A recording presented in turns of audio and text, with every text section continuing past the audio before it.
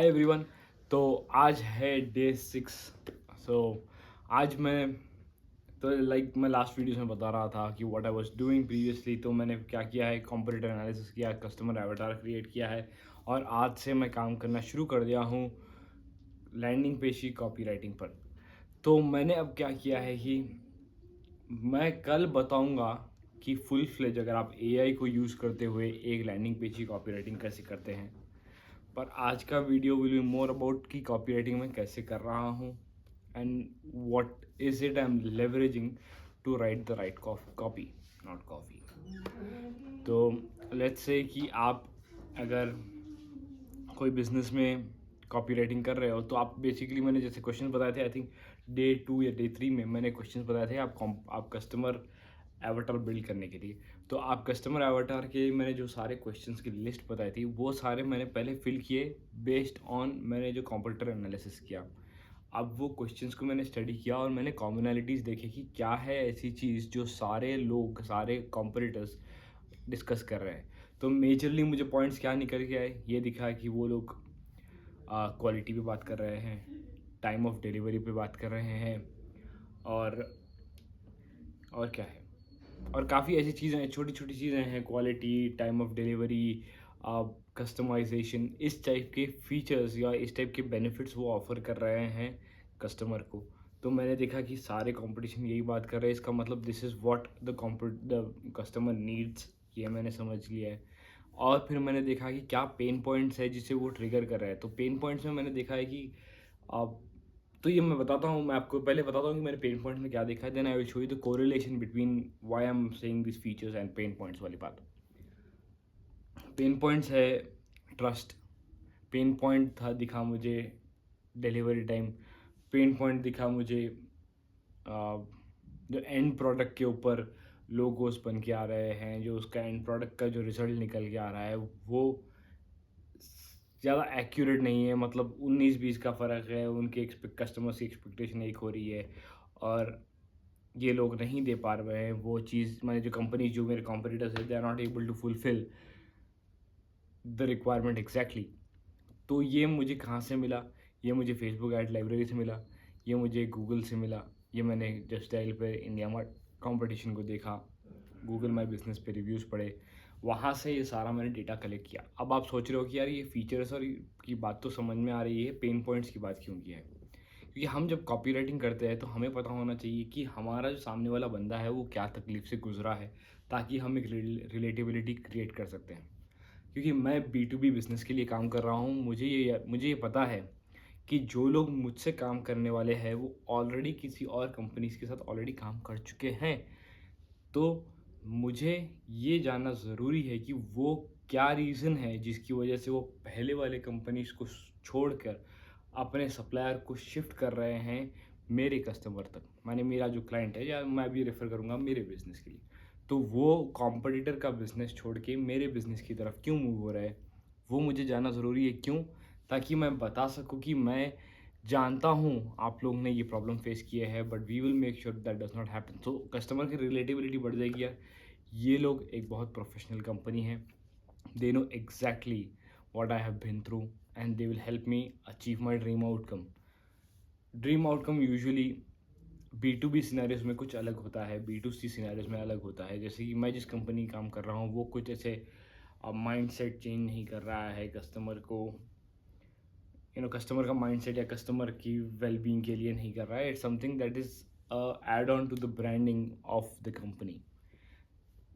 तो pain points majorly ये रहेंगे कि जो कॉम्पिटिटर्स है, दे उन लोग ने डिलीवरी टाइम पे नहीं की, उन्होंने सही से प्रोडक्शन नहीं किया, वो प्रोफेशनल नहीं थे और उन्होंने एंड में काम भी काट दिया। ये मुझे निकल के आए पेन पॉइंट्स। पेन पॉइंट्स मैं अपने लैंडिंग पेज पे डाल के ये दिखाऊंगा कि भाई आप, हम आपके लिए ये XYZ प्रोडक्ट बना कर दे देंगे बहुत कम टाइम में, पेन पॉइंट कम टाइम, बिना पेन पॉइंट में, और हम ये कस्टमाइजेशन भी दे देंगे आपको which will be exactly a replica, या एग्जैक्टली आप जैसे चाहते हो। तो बेसिकली मैं यहाँ पर मैं बहुत रफली बता रहा हूँ, हेडलाइंस मेरी फाइनलाइज नहीं हुई है, बट इट विल गो इन सच अ वे कि भाई मैं आपको ये सब ऑफ़र करूँगा और आपको टेंशन लेने की ज़रूरत नहीं है इस पर्टिकुलर पेन की। तो मुझे कस्टमर को ये इत्मीनान दिलाना है, ये सुकून दिलाना है कि भाई आप सेफ़ हाथ में हो, आप एक प्रोफ़ेशनल के हाथ में हो। ये मैं देखूँगा और ये इस चीज़ पे मैं काम कर रहा हूँ। फ़ीचर्स मैंने सारे आइडेंटिफ़ाई कर लिए हैं जो मैं प्रोडक्ट में यूज़ करूँगा, जो सारे लोग यूज़ कर रहे हैं, जो मैंने मार्केट एनालिसिस किया है, उसके बेसिस पे उन चीज़ को ज़्यादा हाइलाइट करूँगा जो सबसे ज़्यादा कॉमन दिखी है। मुझे एक कॉमन पैटर्न दिखा है, तो मैंने जब कस्टमर एनालिसिस किया, जब कस्टमर एवाटार क्रिएट किया और जो क्वेश्चंस मैंने कस्टमर एवाटार में रखे थे, वो उस चीज़ का जवाब मिला मुझे कॉम्पिटिटर एनालिसिस से। ये सब मैंने पहले वाले वीडियोज़ में कवर कर दिया है। तो मैंने जब कॉम्पिटिटर एनालिसिस कंप्लीट किया, वहाँ से कस्टमर एवाटार क्रिएशन के सारे क्वेश्चंस आंसर किए। वहाँ पर मिल गए मुझे सारे जवाब कि कस्टमर का पेन पॉइंट क्या है, कस्टमर का डिज़ायर्ड आउटकम क्या है, कस्टमर मेरे कॉम्पिटिशन से क्यों नहीं लेगा और मेरे से क्यों लेगा। जब मैं ये कॉम्पिटिटर एनालिसिस कंप्लीट करके कस्टमर एवाटार के जो सारे क्वेश्चंस है उसे फिल कर रहा था, जैसे-जैसे मैं फ़िल करते जा रहा था, नए-नए पॉइंट्स मुझे ऑटोमैटिकली आ रहे थे कि अरे! ऐसे भी हो सकता है, वैसे भी हो सकता है, तो मैं उन चीज़ों को ऐड कर रहा था। ऐड कर रहा था यानी मैं हवाई कोई डेटा नहीं बना रहा था, मतलब I was framing things more better. जो कस्टमर अवतार के जो मेरे क्वेश्चंस हैं, उन्हें उनका जवाब मैं और प्रॉपर्ली दे पा रहा था। क्यों? क्योंकि मैंने अच्छे से कंप्यूटर एनालिसिस किया और मुझे लिख के आना शुरू हो गया है कि क्या लैक हो रहा है, क्या चीज़ की ज़रूरत है मार्केट में। तो कंप्यूटर एनालिसिस से कस्टमर एवाटार बनाया, कस्टमर एवाटार से मुझे सारे जवाब मिल गए, उसके बेसिस पे मैं लैंडिंग पेज बना रहा हूँ, कॉपीराइटिंग कर रहा हूँ। कॉपीराइटिंग करने के लिए हमें हम सबको पता है, हम ऊपर हेडलाइन रखेंगे, सब हेडलाइन रखेंगे, एक इमेज या वीडियो रखेंगे, एक फॉर्म रखेंगे। क्योंकि मेरे पास जो B2B बिज़नेस है, मैं यहाँ पर I am not charging them anything upfront. I am building a landing page for lead generation only, क्योंकि that will make more sense. क्योंकि B2B बिज़नेस में there is very low probability कि कोई बंदा ये ऑर्डर प्लेस कर दे via just looking at the page. क्यों? क्योंकि वो कस्टमाइजेशंस है, चेंजेस है, उनका रिक्वायरमेंट हो सकता है, उन्हें काफ़ी चीज़ें अलग अलग हो सकती है। तो मैं ये जो लैंडिंग पेज बना रहा हूँ, it is simply with the intention of lead generation. हो सकता है आपका सैस प्रोडक्ट हो, जहाँ पर आप एक सॉफ्टवेयर एज अ सर्विस बेच रहे हो, सैस वही होता है, तो आप वहाँ पर प्रॉब्ली प्लान्स डालकर B2B बिजनेस भी कर सकते हो। पर स्पेसिफिकली तो इसलिए आपको अपने बिजनेस के जानना ज़रूरी है, कस्टमर जर्नी आपके बिज़नेस में जानना ज़रूरी है। तो मैं जिस बिज़नेस के लिए काम कर रहा हूँ, उनकी कस्टमर जर्नी सिंपल है। ऐड रन होगा, लैंडिंग पेज पे लोग आएँगे, लीड फॉर्म भरेंगे, सेल्स टीम उनसे टच में आएगी और उनके रिक्वायरमेंट समझेगी। रिक्वायरमेंट समझने के बाद ऑर्डर कन्फर्मेशन पर प्रोडक्शन टीम को ऑर्डर दिया जाएगा। प्रोडक्शन टीम प्रोडक्शन हो गया, वैसे वो डिलीवरी टीम से बात करेगी, delivery team will deliver the product और उसके बाद support team will get in touch with the customer and identify if there are any changes they need और उन्हें और कोई सपोर्ट चाहिए। इसके बीच में सैम्पल वाला सेक्शन भी होगा जो प्रोडक्शन टीम हैंडल करेगी। तो this is the whole journey of the customer throughout. तो यहाँ पर मेरा रोल रहेगा running campaign and getting them to the landing page. हो सकता है आपके बिजनेस के लिए this could be the exact same for the customer journey that you have designed, or if you have not designed, आपका model same है, you can exactly use this in your business। तो मैंने जो देखा है, जितना भी कंपटीशन है, उन्होंने हेडलाइन सब हेडलाइन तो काफ़ी लोगों ने तो हवा में उड़ा दिया, फॉर्म सारे लोग ने रखा, इमेजेस काफ़ी रखी लोगों ने, सब ने अपने टेस्टिमोनियल्स के तौर पे अपने कस्टमर्स को शोकेस किया कि भाई मैं ये कंपनी से बात कर रहा हूँ, मैं ये कंपनी से बात कर रहा हूँ। तो ये सारी चीज़ें मुझे ऑलरेडी मिल चुकी है। तो मेरा लैंडिंग पेज का स्ट्रक्चर मुझे पता है। तो पर मुझे डेटा के पीछे सिरफोड़ी नहीं करनी है, क्योंकि मुझे पता है कि किस किस चीज़ों की ज़रूरत रहेगी इस पर्टिकुलर इंडस्ट्री में मुझे। अब आप सोच रहे हो कि यार ये हमें हमेशा करना पड़ता है। फॉर एग्जांपल, अगर आप एक बिजनेस ओनर हो, you just need to crack what works in your niche. For me as a marketer, मुझे अलग अलग बिजनेस और उनकी नीश को समझना ज़रूरी है, क्योंकि हर इंडस्ट्री इज़ डिफरेंट और उनका रिक्वायरमेंट अलग होता है। जो स्ट्रक्चर हो सकता है मैं B2B इस इंडस्ट्री में काम करेगा, प्रोबेबिलिटी ये है कि मोस्टली तो काम करना चाहिए, ह्यूमन साइकोलॉजी वही है, पर हो सकता है कि अलग इंडस्ट्री में ये बिल्कुल फ्लॉप हो जाए, मुझे चीज़ें थोड़ी चेंज करनी पड़ेगी, मतलब थोड़ा बहुत ऊपर नीचे स्ट्रक्चर करना पड़ेगा, हेडलाइन सब हेडलाइन वो सारी चीज़ें नहीं। उसके नीचे हम जो रखते हैं कि टेस्टिमोनियल्स कहाँ डालनी है, फीचर्स कहाँ बताने हैं और ये अलग अलग चीज़ें हमें आइडेंटिफाई करनी है। ये खुद मैं भी स्ट्रक्चर जो मैंने दिमाग में बना के रखा है वो फॉलो करूँगा। यहाँ पर मैं हेडलाइंस रखूँगा, फॉर्म रखूँगा, इमेजेस रखूँगा, टेस्टिमोनियल्स रखूँगा, उसके टेस्टिमोनियल्स यानी मैं क्लाइंट्स की लिस्ट रखूँगा।